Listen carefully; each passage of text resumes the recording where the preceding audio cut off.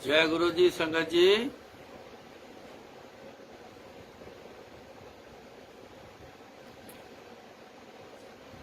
जब जिब हुक्म तिवै तिवकार। जैसे जैसे गुरु जी का हुक्म वैसे वैसे हमारे काम शुरू होते हैं। आज 8 बजे का लगा हुआ हूँ। पता नहीं वो आईडी जो थी जिसमें आंटी ने रिक्वेस्ट भेजी थी, वो आईडी समझ नहीं आई, वो कहाँ चली गई। तो कब के लगे हुए हैं, बीच में छोड़ दिया, फिर लग गए। अब आके वो आईडी गुरुजी ने सामने भेजी है। और टाइम तो देखा कि 11 तो बज गए हैं।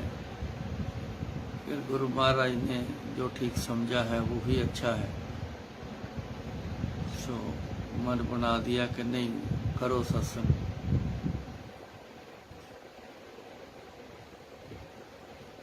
सो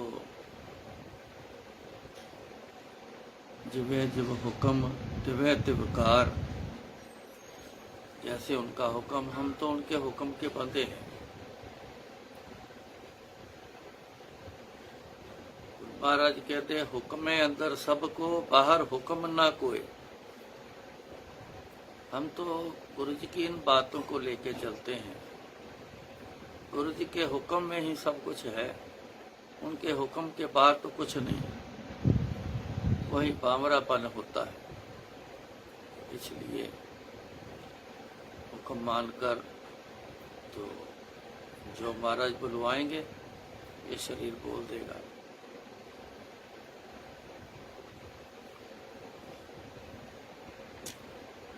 एक सत्संग मैं पहले आपको सुनाता हूँ।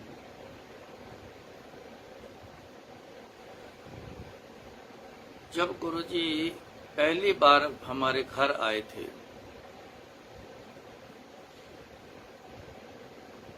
बड़ी सर्दी थी उस समय, सर्दी का मौसम था। धीरे धीरे बरसात हो रही थी, बड़ी ठंड थी उस दिन दरबार की छुट्टी थी, नहीं लगना था दरबार। गुरु जी को पता था कि इतनी सर्दी है, बरसात चले जानी है, क्यों संगत को तंग करना। तो अनाउंस करवा दिया कि कल छुट्टी है। तो इसलिए दरबार नहीं लगा, तो हम भी घर पर थे। नाश्ता वाश्ता करके अपने बेडरूम में बच्चों के साथ रजाइयों में बैठे हैं, क्योंकि सर्दी बहुत ज़्यादा थी उस दिन। बाहर नहीं आ जा सकते थे, बरसात पड़ रही थी। सो घर पर ही बैठे थे, गप्पे मार रहे थे। तो इतने में 11 बजे के करीब हमारे बेडरूम के जो डोर पर गुरु जी ऐसे करके ना, ऐसे करके तो थोड़ा सा ऐसे ऐसे करके खड़े। आंटी मेरी के सामने डोर था, मेरी साइड थी, ऐसी पोजीशन में बैठे। तो आंटी ने नजर आया सामने, तो देखा तो उसकी ना आवाज इतनी खुशी से, चीख से निकली कि गुरु जी। उसने सीधी छलांग मारी बेड से नीचे, तो जाके पैरों पे गिर पड़ी। जब उसने जोर से आवाज निकाली गुरुजी, तो मैं एकदम उसकी तरफ देखने लग गया। तो इतने में वो झट से जंप किया बेड से, तो गुरुजी की तरफ दौड़ी। तो इतने में मेरा ध्यान पड़ा, तो गुरुजी खड़े। मैं भी फटाफट रजाई के बाहर और गुरुजी के चरणों पे माथा टेका। आओ गुरुजी। अब पहली बार गुरुजी घर आए थे, दिमाग सुन्न सा हो गया खुशी से। कहाँ बिठाना है, अपने आप ही गुरुजी आए तो बेड पर बैठ गए। मेरी मामी जी साथ में थी, वो भी बैठ के एक साइड पे वो बैठ गए, हम खड़े हैं। बड़े खुश, फिर बोले गुरुजी पता ही नहीं चला आप आए, खबर ही नहीं थी। तो गुरुजी कहते आंटी दुध विच जलेबियां पा के खाण वास्ते आया मैं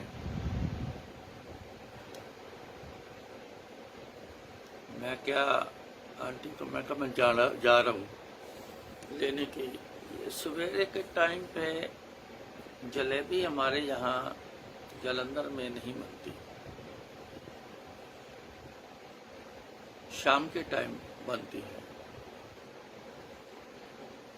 मैं निकल गया बाहर, सोचता जा रहा हूँ कि इस समय पे जलेबी कहाँ से मिलेगी।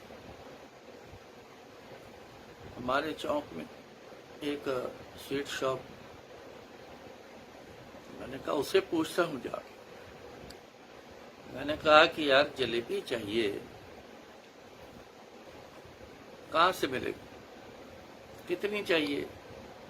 मेरे मुंह से निकल गया, मैं कहा किलो हो जाए। उसने जिस काउंटर पर खड़ा था, उसने उस काउंटर से नीचे से जिसमें जलेबी बनाते हैं ना ऐसे करके, वो तवी बोलते हैं उसको, तवी। उसने वो तवी निकाली, बर्नर पड़ा था काउंटर के एक साइड में, उसने उस पर रखी और लड़के अपने को आवाज देता है कि ऊपर से चाशनी लिया। तो उसने माचिस जला के बर्नर ऑन करके वो माचिस की तीली बर्नर के ऊपर ऐसे फेंक दी, तो फड़क से आग लग गई। आग लग गई तो काम चालू। मैं क्या, तू ऐसा कर जलेबी बना तो मैं दूध लेके आता हूँ। उसने बोला कि जितनी जलेबी बनेगी ना उतनी ले जाना। मैं कहा कोई बात नहीं, बढ़ जाएगी तो भी जितनी बनेगी ले लूंगा, आप टेंशन ना करो। पास में ही दूध की शॉप थी, मैंने वहां से फटाफट दूध लिया, लेके तो 900 कुछ ग्राम जलेबी बनी जब तोली उसने। मैं लेके तो वहां से दौड़ा फटाफट।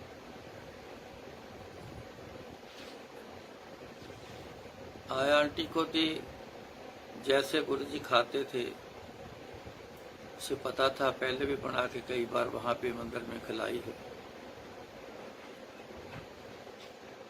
तो उसने जलेबी बनाई तो गुरुजी के लिए एक प्लेट लेके आई।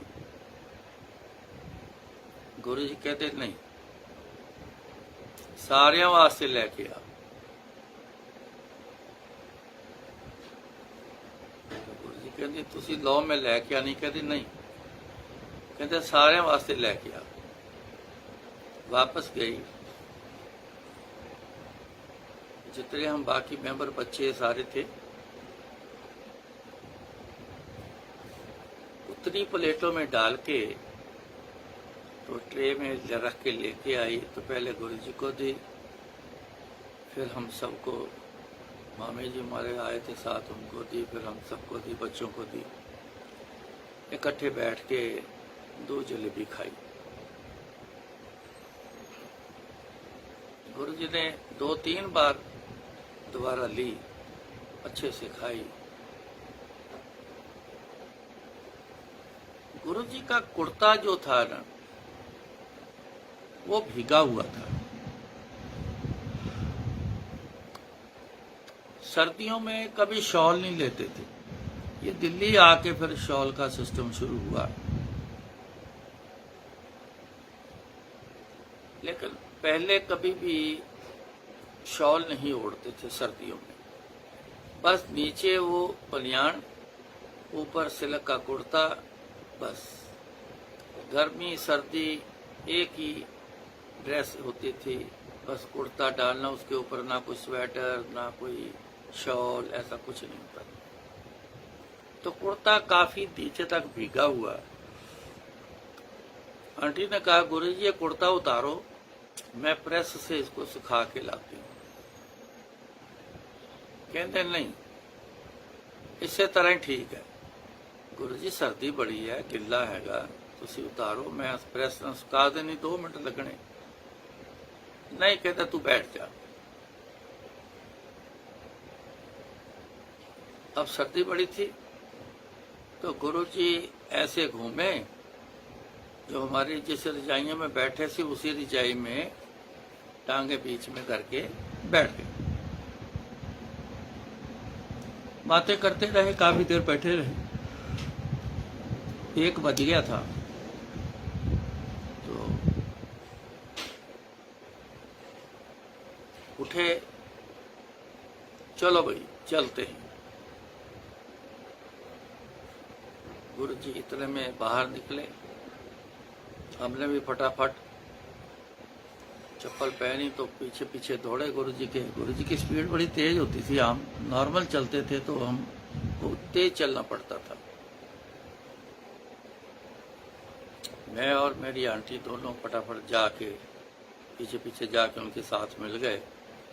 तो जैसे ही हमारी गली का एक मोड़ है जो मेन रोड को लगता है, वहां तक पहुंचे तो मैंने कहा, गुरु जी तुसी जाना किस तरह है?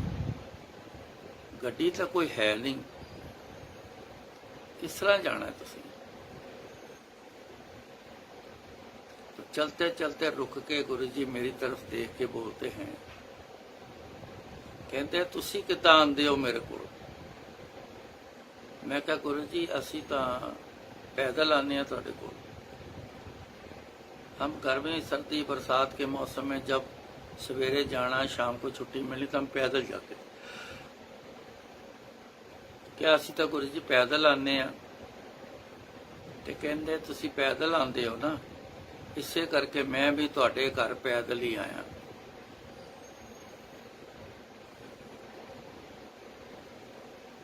मैं सुनकर मेरे को ऐसा लगा कि जैसे ना आज कोई काया पलट हो गई। ऐसे मेरे अंदर एक चेंज आया। हैरान हो गया कि ऐसे गुरु कहाँ मिलेंगे जो सेवक के घर भी पैदल आते हैं। खैर गुरु जी रोड तक पहुंचे तो कहते तुसी जाओ वापस। तो पैदल ही वापस जा रहे हैं। जहां तक हमको दिखाई देते रहे, हम खड़े देखते रहे, गुरु जी पैदल ही गए।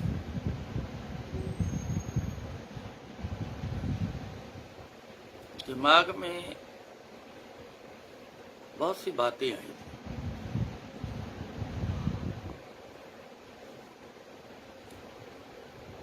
आजकल सबको गाड़ियां चाहिए, सुख सुविधा चाहिए, स्पेशल भी चाहिए, बहुत सा आजकल के जमाने में है। लेकिन उस दिन जो गुरु जी को देखा और ये कहते हुए सुना कि तुसी किदां आंदे हो? पैदल आने, तो कहते ताई मैं पैदल आया तुहाडे घर। ऐसा दिखने में मेरे कभी आया नहीं।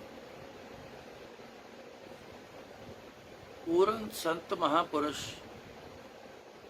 जरूर ऐसा कर जाएंगे, पर आम दिखने में कभी ऐसा आया नहीं जो ये सीन जो हमारे सामने आया।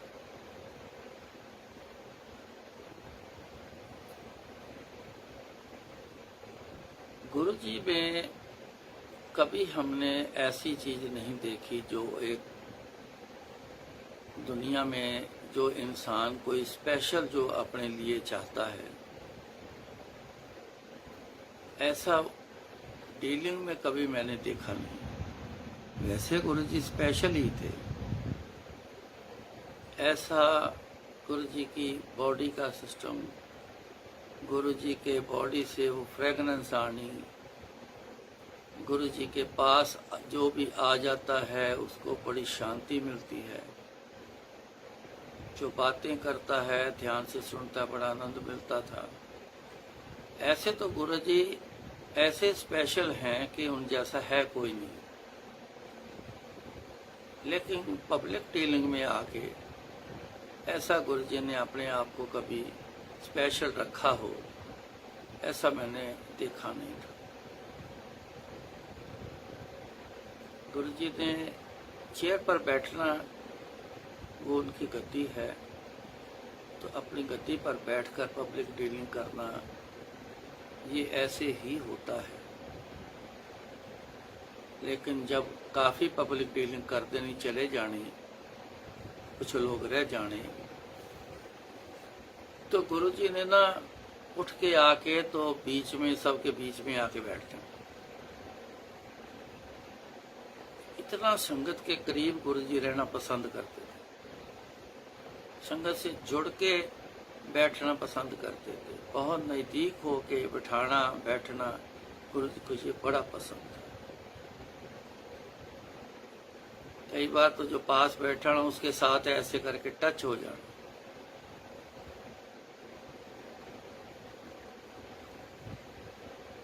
सबको खिलाकर गुरु जी ने खुद खाना, ये भी देखो गुरु जी की खासियत। पहले सबको खिलाना, फिर गुरु जी ने खाना, वही खाने में से खुद भी खाना। लंगर गुरु जी ने डिस्ट्रीब्यूट करना, सारी संगत को थाली में लंगर खुद डाल के देना, ये पहले ऐसे ही करते थे।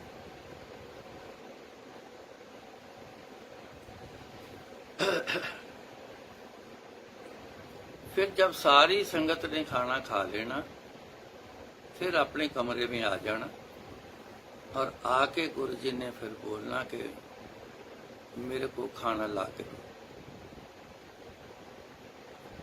तब फिर गुरु जी की प्लेट में खाना, उसी बर्तनों से खाना, जो भोजन पड़ा होता था लंगर, उसी में से डाल के ला के देना, तो गुरु जी ने खाना।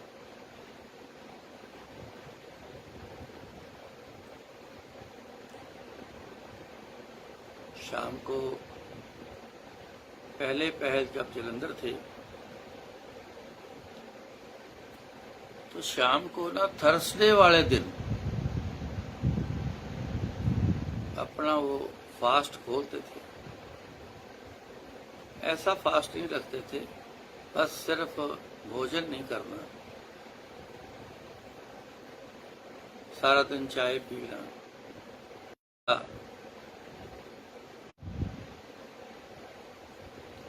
या पनीर पकौड़ा जलेबी लिया, या सर्दियों में गरम गरम गुलाब जामुन साथ में बोल देना, वो लेके आओ। जब आ जाने तो गुरु जी ने अपने पास मंगवा देना। सारी संगत को पहले उन्होंने बांटना, फिर बाद में आप खाना।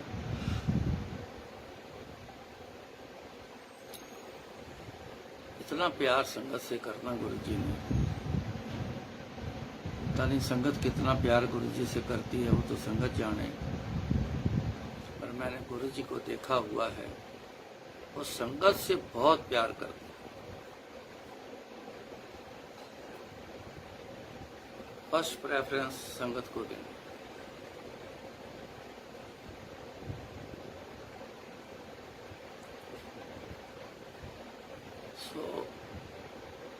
ये बातें सुनकर हमें जरूर इस पे विचार करना चाहिए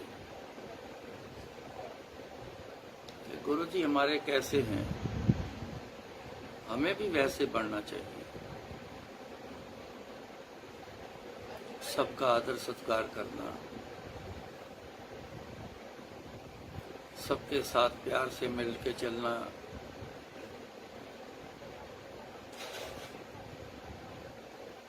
ऐसी चीजें हमें बहुत सीखनी चाहिए गुरु जी से। जब गुरु जी खुद करते थे ऐसा, तो फिर हम लोग क्यों ना करें।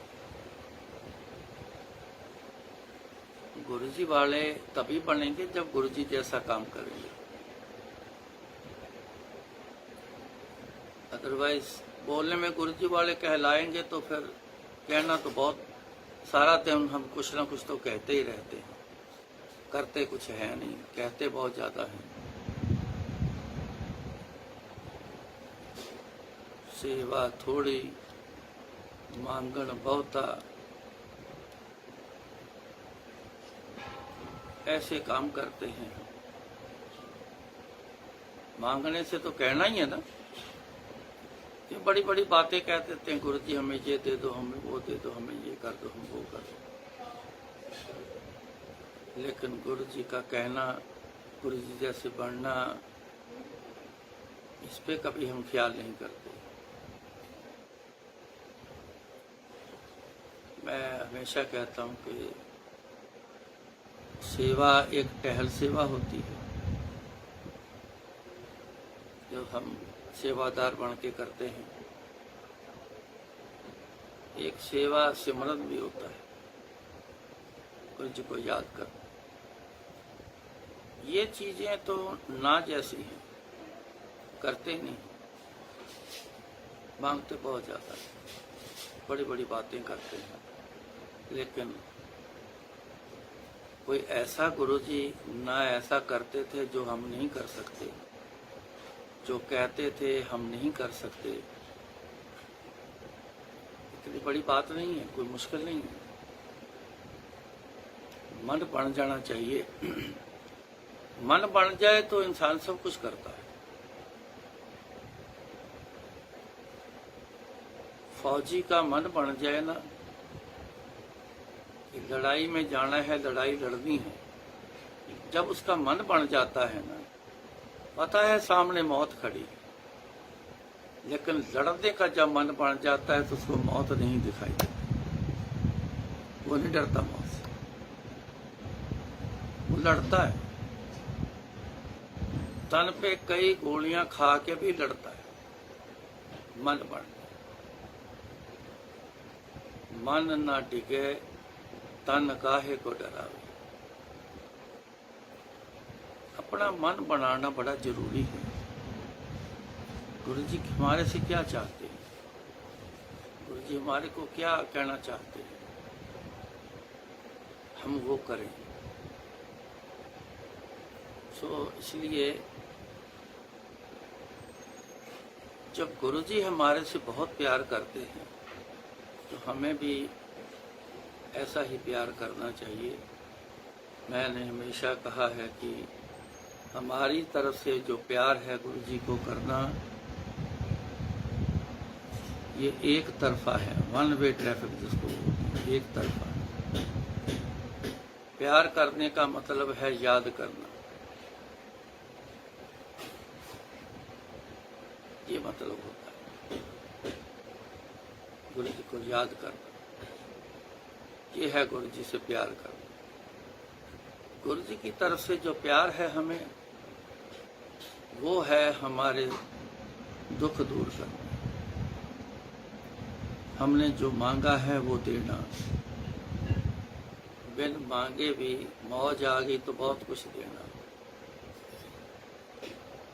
हमें सुखी रखना, ये गुरुजी की तरफ से प्यार है। अदरवाइज देखा जाए तो गुरुजी का हमारा क्या नाता है जो गुरुजी हमें दें, जब हम मांगे या हम गुरुजी से लें, हमें गुरुजी सब कुछ करके दें, क्या नाता है?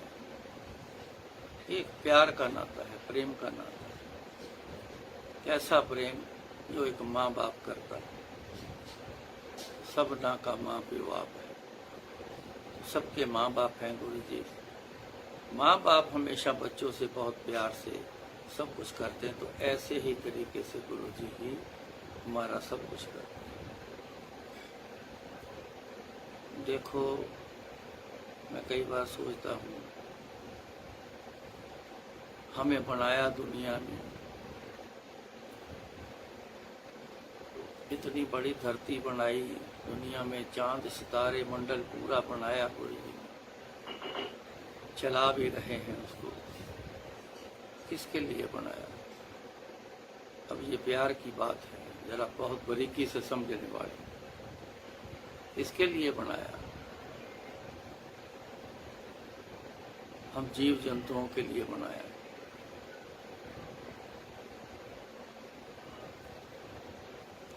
हम बनाना तो दूर की बात, इसको तो हम सवार ही नहीं सकते। जो सृष्टि बनाई है इनको तो सवार ही नहीं सकते। घर बना के दिए, परिवार बना के दिया, हमसे तो वो ही नहीं संभाला जाता, वो ही संवारा नहीं जाता। घर घर में कितना कलेश है, वही हमसे ठीक से चला जाता। और क्या कर सकते हैं? इन्हीं बातों से पता चलता है हम कुछ नहीं कर सकते। गुरु जी का बहुत प्यार है हमारे से, वो सब कुछ करके प्रोवाइड करके दिया हुआ है। इतने प्रकार के भोजन दिए हैं, खाते जरूर हैं, कभी याद नहीं करते कि क्या वाह गुरु जी कमाल कर दी, इतने अच्छे भोजन बना के दिए, इतनी अच्छी अच्छी मीठे मीठे रस वाली चीजें बना के दी, इतने खुशबू वाले फूल बना के दिए, आने जाने के साधन दिए हैं।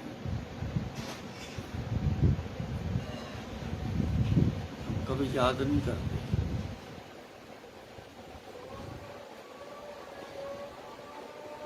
हमें भी गुरु जी से बहुत प्यार करना चाहिए।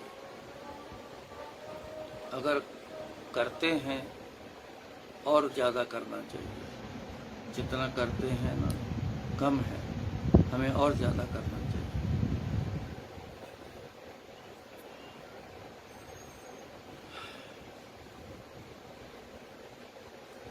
गुरु जी जब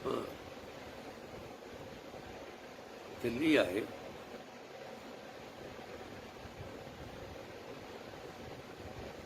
रात को बाहर निकलना, क्योंकि जब चंडीगढ़ से लेके आया गुरु जी को, तो गुरु जी ने बोला कि यहाँ फिर ना किसी को शो मत करना कि मैं दिल्ली में हूँ, नहीं तो यहाँ सारी दुनिया आनी शुरू हो जाएगी। गुरु जी को कुछ समय के लिए रेस्ट पर रखा था। अगर दुनिया आ जाए तो फिर रेस्ट तो होनी नहीं, क्योंकि गुरु जी से फिर रहा नहीं जाना, संगत छोड़ के नहीं गुरु जी रहते। तो दिन को ना निकलना बाहर, रात को निकलना। रात को 12 बजे, 1 बजे, 1:30 बजे।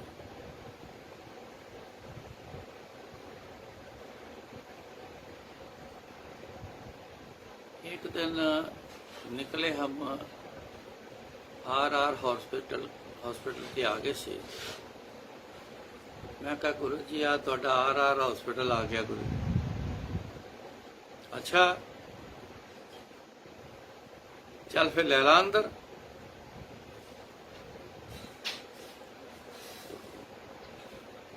अंदर चले गए। जहाँ पे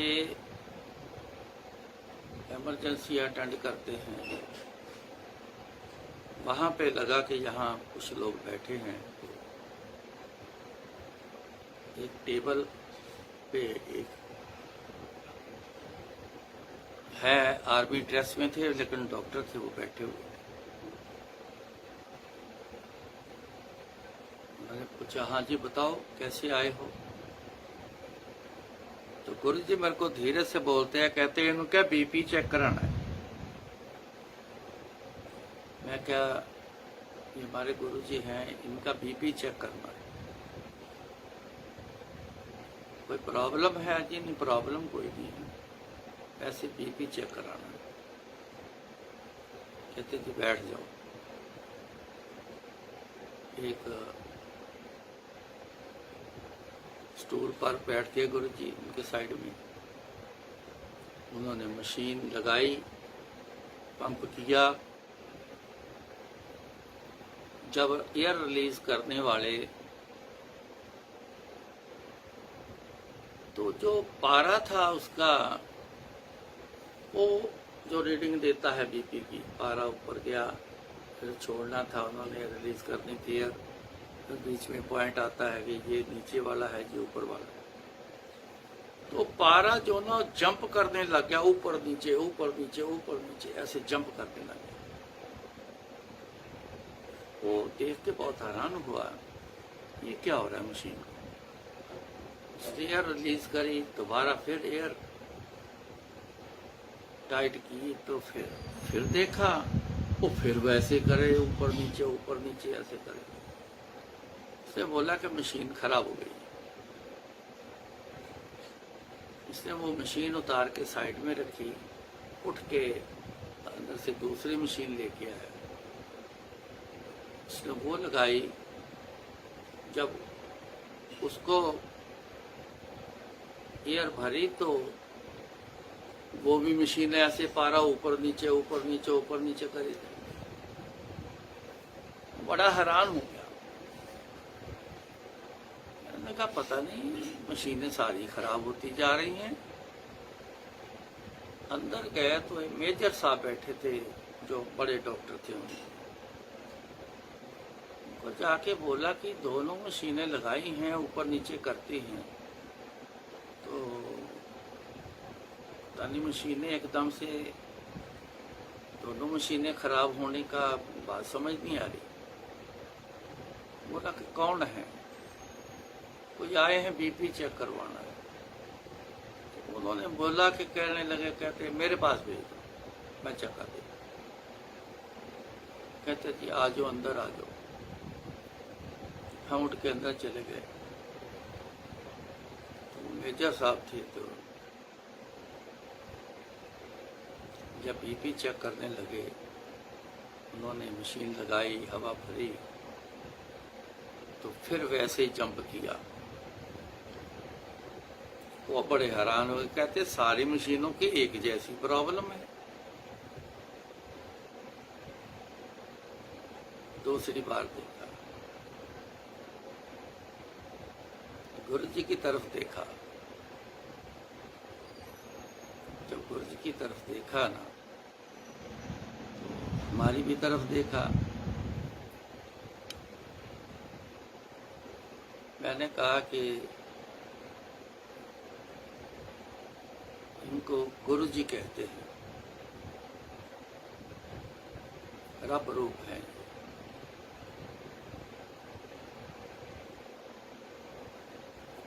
शायद आपने नाम सुना होगा, आर्मी वाले ऑफिसर वगैरह बहुत गुरु जी को जानते हैं।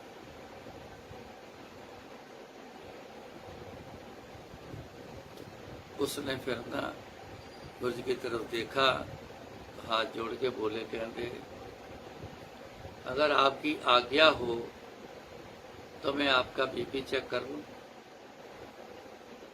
तो गुरु जी कहते हाँ हुण कर ले। तो जब उन्होंने हवा भरी तो मशीन बिल्कुल एकदम ठीक काम करने लग गई।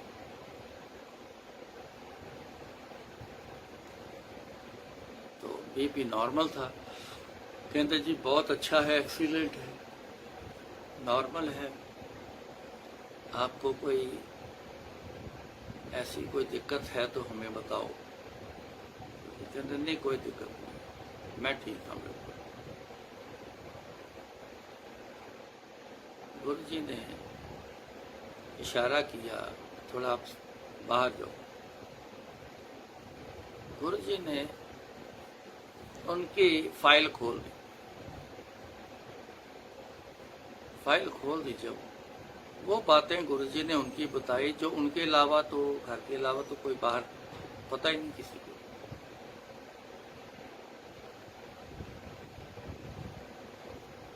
तो फिर गुरुजी ने जो प्रॉब्लम थी ना घर की, उनकी वो सॉल्व कर दी। कहने लगे आज के बाद ऐसा नहीं होगा। गुरुजी उठ के बाहर आए, वो छोड़ने के लिए बाहर आए। तो गाड़ी में बैठ गए। तो गुरुजी, ये वो मशीन का वो क्या चक्कर था जो पारा ऊपर नीचे जा रहा। तो गुरुजी कहते कई बार बंदियां नूं ना समझाण वास्ते ये तरीके अपनाने पैंदे। ਉਦਾਂ ਕਹਿੰਦੇ ਸਮਝ ਨਹੀਂ ਆਉਂਦੀ। ਕਈਆਂ ਬੰਦਿਆਂ ਨੂੰ ਕੁਝ ਇਸ ਤਰ੍ਹਾਂ ਕਰਕੇ ਦਿਖਾਣਾ ਪੈਂਦਾ ਮੈਨੂੰ। ਕਹਿੰਦੇ ਜਦੋਂ ਤੂੰ ਕਿਹਾ ਨਾ ਕਿ RR ਹਸਪੀਟਲ ਆ ਗਿਆ, तो कहता मैं तुरंत वेख लिया कि एक दुखी बंदा अंदर बैठा है, चलो उसका कल्याण कर चलिए। गुरु जी की हमको देखने में बड़ा समय लगेगा, जानने में पहचानने में बहुत समय लगता है, लेकिन गुरु जी को सेकंड भी नहीं लगता था। हर चीज का खुलासा सेकंड के अंदर अंदर ही सामने आ गया। ये गुरु जी में बड़ी खासियत तेरी नहीं लगती। कहते बंदा एक बैठा, चलो उसका कल्याण कर चलो। तां कहते असीं अंदर आए और वो काम तां कीता भी उहदे तक पहुंचना सी, मेजर साहब तक पहुंचना था, इसका कल्याण करना था।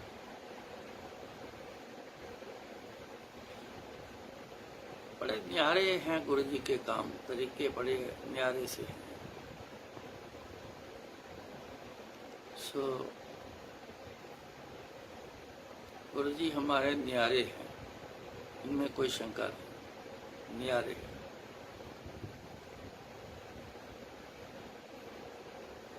सो ऐसे कहाँ मिलने हैं हमें, कोई मिलेगा ऐसा बड़ा मुश्किल है। मिल तो गए हैं गुरु जी, लेकिन हम गुरु जी से कुछ ऐसी चीज़ें ले सकें जो जब वहाँ पे जाएं तो वो ही चीज़ें वो काम आनी है, वो काम आ सके, हमारे जन्मों के बेड़े पार हो जाएं, हम वो चक्रव्यूह से निकल जाएं कि जम जम मरे मरे फिर जमे पैस जाए बहुत देश में। ये सजा है, पैदा हो जाना मर जाना, पैदा हो जाना मर जाना, ये सजा है। सजा से मुक्ति पाए। हम तो पहचान ही नहीं सके इस जीवन को, जीवन है क्या, इस जीवन में करना क्या था, करे क्या जा रहे हैं, हम तो ये जान ही नहीं सके ना। इसीलिए ऐसे चक्रव्यूह में फंस गए। आनंद नाम की चीज खत्म हो चुकी है, बनावटी हंसी है किसी के सामने, असली खुशी है ही नहीं।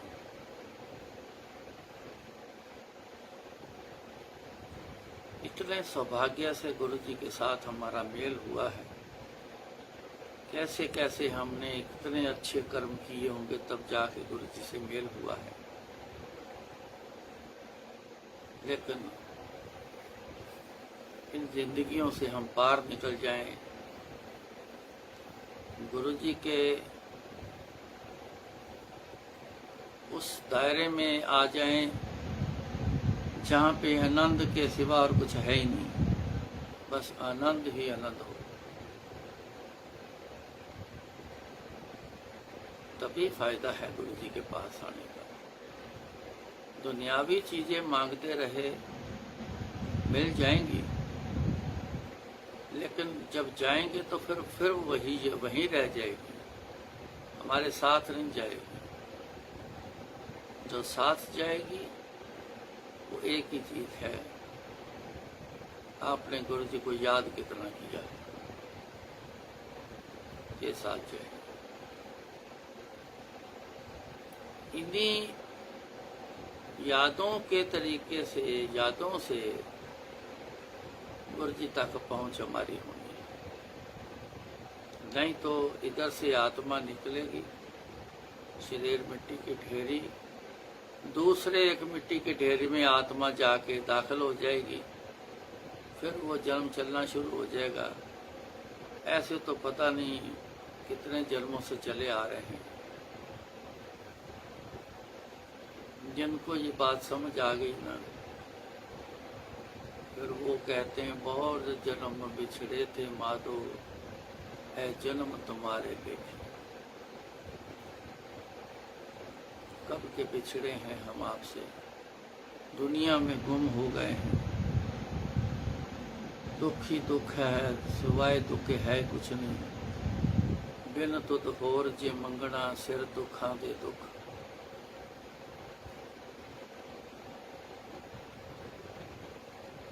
तो जब समझ आ जाएगी बात तो अंदर से यही बात निकलेगी, कब गल लावेंगे, अब कब हमें गले लगाओगे, पास बुलाओगे, पास रखोगे। सो ख्याल रखिएगा इस बात का, गुरु जी के पास आना सिर्फ आना जाना ना रह जाए, कुछ करके जाएं गुरु जी के सीख के मुताबिक, कुछ करके जाएं तो गुरु जी के पास पहुंच हो जाएगी। महाराज कृपा करें, टाइम काफ़ी हो गया, सो फिर दोबारा रूबरू होंगे गुरु जी की कृपा से, क्योंकि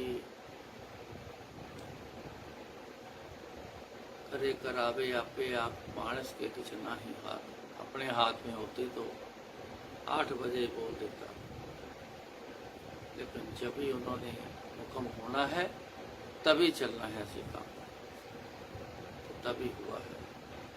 सो फिर मिलेंगे दोबारा जल्दी। जय गुरु जी।